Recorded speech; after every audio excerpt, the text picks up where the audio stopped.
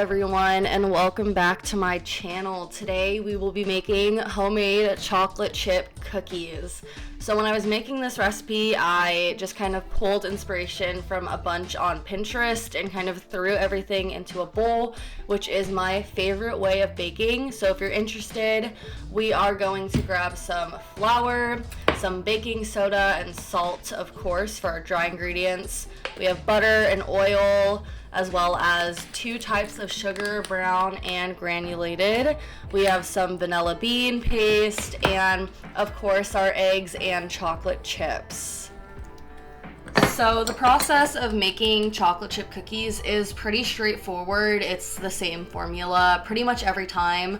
So you're just gonna combine all of your dry ingredients into a separate bowl. I like using this one just to measure everything in one place. After, you're going to cream together your oils. So I have half a cup of butter, half a cup of canola oil, and then as those cream together, you're going to add in your eggs and your sugar so that everything can get super fluffy and really smooth.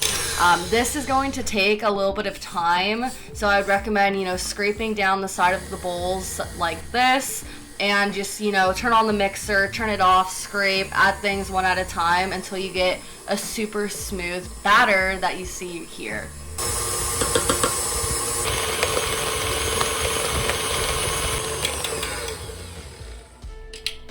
Now, I've never really been one to make cooking videos like this, but do you see this angle? Do you see this batter? Honestly, this is the whole reason why I wanted to keep filming, was because I loved this angle and just the way that it looked in the bowl. So after, you're gonna go ahead and add your vanilla bean paste to this wet mixture. After everything is creamed super well together, slowly I added my flour.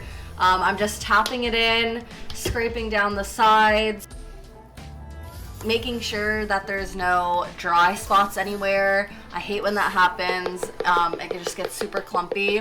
So just adding more flour, stirring it all together again until you get a formed batter like this. So next is the chocolate chips, and of course you have to measure with your heart and your eyes. Of course, I slowly just pulse the mixer until it comes together. I don't want to overmix. It's gonna make the chocolate chip cookies super hard and not the texture that I'm going for. This would also be a really great time to add in any other ingredients that you would like, such as nuts, caramel, and so on.